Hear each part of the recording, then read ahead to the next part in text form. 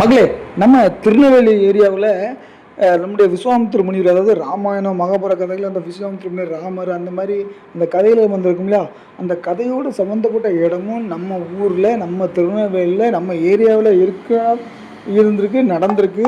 அதற்கான அந்த ஆதாரங்கள், அப்போ அதற்கான அந்த கோயில்கள், அதற்கான அந்த இடங்கள்லாம் இருந்திருக்கு அப்படிங்கிறது சொன்னவங்களுக்கு நம்ம திருநெல்வேலி ஏரியாவில், திருநெல்வேலியில் ராமாயணத்தில் அந்த நம்மளுடைய ராமாயண கதையில் வந்த அந்த விஸ்வாமித்திர முனிவர் ராம சந்தித்த இடங்கள், அந்த மாதிரி இடங்கள்லாம் நம்ம திருநெல்வேலி ஏரியாவிலே நடந்திருக்கு.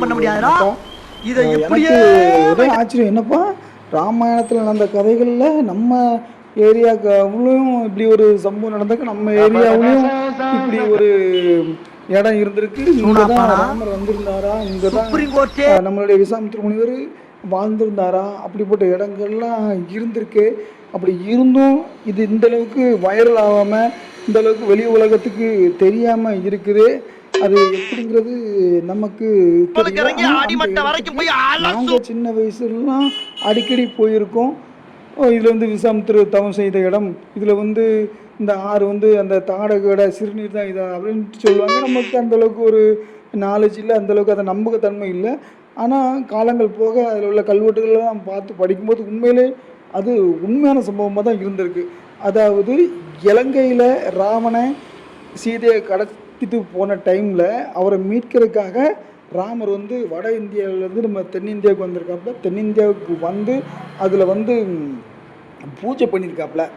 அந்த பூஜை பண்ணி, அதாவது பூஜை பண்ணியிருக்காப்புல, ஒரு வேள்வி வளர்த்துருக்காப்புல. இந்த போரில் ராவணை வெற்றி பெற்று சீதையை மீட்டுட்டு வரணும் அப்படின்னு ஒரு வேள்வி நடத்திருக்காப்புல. அந்த வேள்வி யாரால் நடத்தப்பட்டிருக்கு, அந்த வேள்வியை யார் நடத்தினார் அப்படின்னா விஸ்வாமித்திர முனிவராக இருந்திருக்கு. அந்த விஸ்வாமித்திர முனிவர் தான் அவருக்கு அருள் பாலித்து அவருக்கு போரில் வெற்றி பெறதுக்கான அவருக்கு அந்த ஒரு தைரியமும் தன்னம்பிக்கையும் அந்த சக்தியும் கொடுத்த இடமா தான் இந்த இடம். திருநெல்வேலி ஒரு இடத்துல தான், இங்கே தான் வேலி வச்சு நடந்திருக்காப்புல. இங்கேருந்து அவர் இலங்கைக்கு புறப்பட்டு சென்றிருக்காரு.